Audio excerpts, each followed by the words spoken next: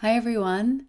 Today I want to share with you a really nice recipe for 100% whole grain sourdough bread that's made with 1/3 rye, 1/3 spelt, and 1/3 wheat. I'm using freshly milled flours, but you can use store-bought flours if you want to. This recipe was inspired by a lovely woman on the Whole Grain Sourdough Baker group on Facebook. Her name is Marta. She bakes incredible breads and is very generous in sharing her recipes and her style of baking, which I really love.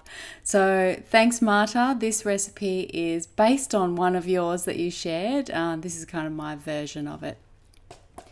So I'm making this bread with 500 grams of flour in total, and it's 1/3 rye, 1/3 spelt, and 1/3 wheat. So 167 grams of each flour, and I'm milling mine from the grain. As you can see, I've got my rye grain in that small container, and I'm just weighing out now my spelt and my wheat grain. On the first day that you make this, I'd make this over 2 days. On the first day, you're really just making the rye portion of the dough, which is a pre-fermented portion of the dough, but I get my spelt, so that's the spelt on the left and the wheat on the right. You can see the difference. I get those two ready for the second day, just while I'm weighing out grains. So the first step really is to get the rye pre-fermented portion of this dough started. I'm milling my own rye grain, fresh, so I can have fresh flour, but it's okay if you don't have fresh flours. You can just use store-bought rye flour. Just try and get 100% rye flour that hasn't been sifted. You want the whole grain flour for this recipe. So I've milled my rye flour and it comes out quite beautiful and fairly fine in the Mockmill 200. And really, I'll set aside those other grains for tomorrow. But for now, really, it's just a matter of adding some water to that. There's 400 grams of water in total in this recipe, and again, 1/3 of that is going to be for the rye pre-ferment, and the other 2/3 will be for the final dough.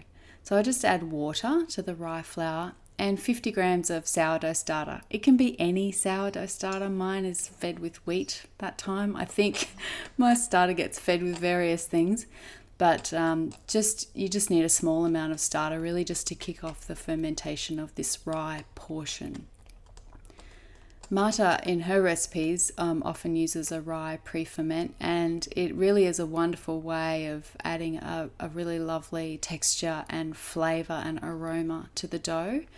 So you're really just mixing in that sourdough starter and water in with the flour. You can see, because it's 100% rye flour in that portion, it's very pasty and kind of clay-like.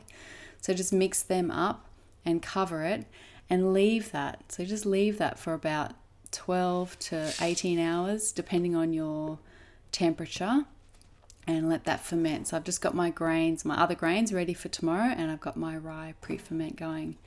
This is it the next morning. So you want to wait till it's you can just sort of see it's cracking on the top there and it's a bit bubbly on the bottom. You want to make sure it is fermented.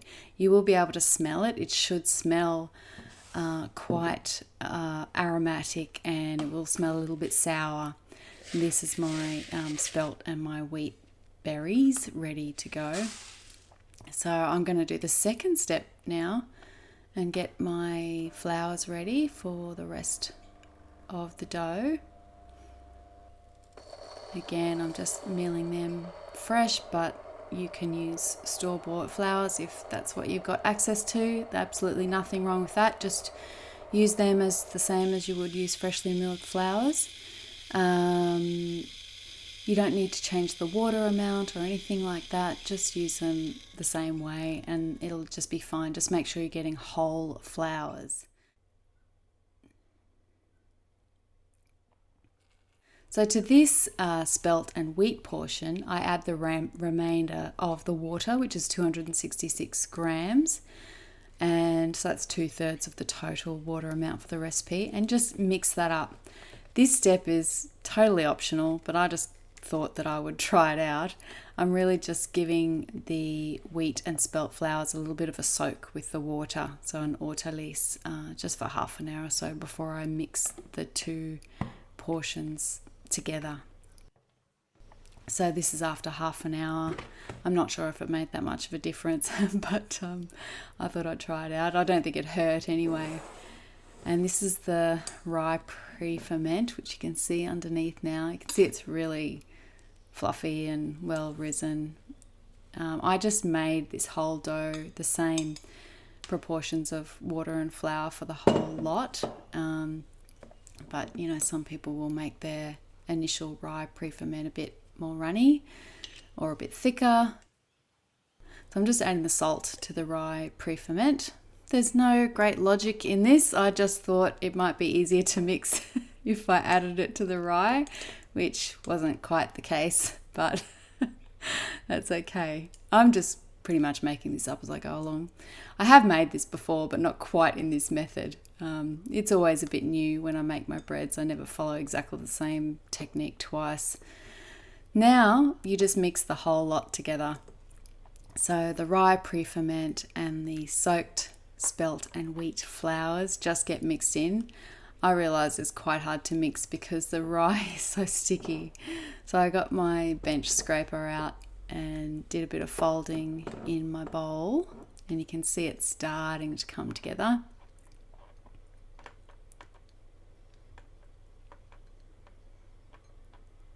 It's quite nice to work with this dough. It is sticky though. Anything with a fair amount of rye like that is going to be sticky. And then I just decided to do a bit of kneading on the bench. I find that kneading on the bench is a very effective way of mixing dough if you can handle the stickiness. And some of you might have seen in some of my other videos, when you do it this way and you're mixing salt in, once it starts to get really sticky, that's when you know your salt is mixed through. So once it got too sticky to handle, I stopped then, knowing that it was mixed enough and that the salt was fairly well distributed through the dough. I'll just cover that now and let it ferment really, the whole dough. So this is after half an hour. And because a large portion of this dough is pre-fermented, the remaining fermentation happens quite quickly. So this is all mixed together now, and I'm just giving it a little fold, and then I let it rest again only for another hour or so. And you can see it is becoming quite gassy and airy. It does not need a long time to sit once the dough comes together.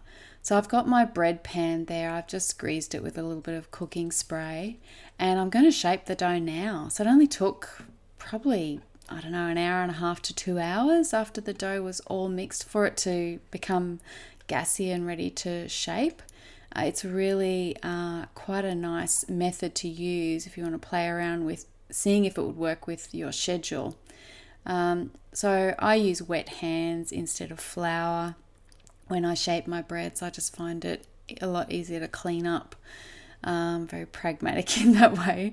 But yeah, I just pretty much shape this bread until it kind of comes together in a nice firm sort of tense way. I just keep rolling it up until I can feel that it's got some good tension.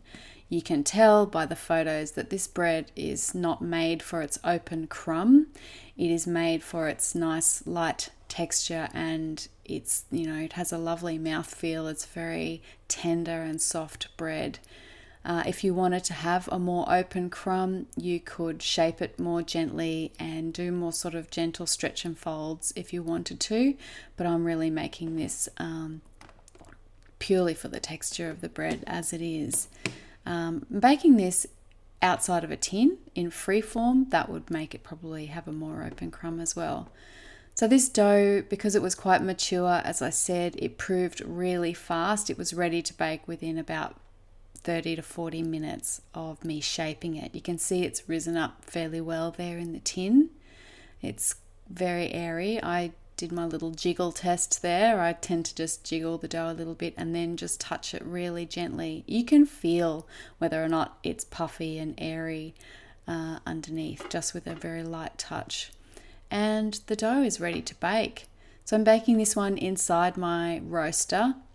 That does create a nice steam around the dough, and I like the nice thin kind of crispy crust that you get. But you can bake it uncovered as well if you don't have a roaster, that's fine. So I bake it for 15 minutes, but you can bake it for less time if it's uncovered. It will be a little bit slower if it's completely covered up. And here is the final bread. It's lovely, dark golden brown crust. I like my breads pretty well done. You can bake yours a bit less if you want to, but I like to make sure they're super well cooked inside. It's got a lovely hollow sound to it. That crust does look and sound very hard, but it does soften as the bread cools, so don't worry. It's a beautiful, big kind of billowy loaf. I purposefully take my pan loaves to a really full proof so I don't score them pretty much ever. If you take them to a nice full proof, they're not going to burst open. You get that nice domed top, but you can underproof them a little bit too and score them if you would prefer to do that. And here's the bread the next morning. I did leave it for quite a while before I cut it, but you can see that it's still, very soft and fresh.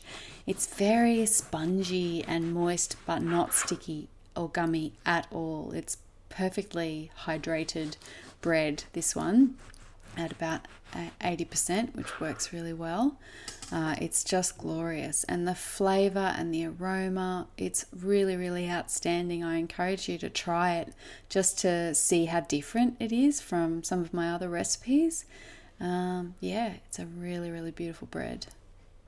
Thanks so much for watching, everyone. I hope you enjoyed that and you found it inspiring, and you'll give it a go. It's a really beautiful bread to make. I will put the recipe details and links to where you can buy those grains in Australia in the description box below the video, so please check that out.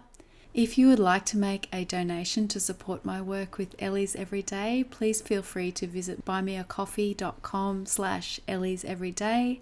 Thanks so much for your support there, everyone. I'm absolutely humbled by it, and it really makes a huge difference to me in keeping this going. So thank you so much. Thanks, everyone. I'll see you in the next video. Bye.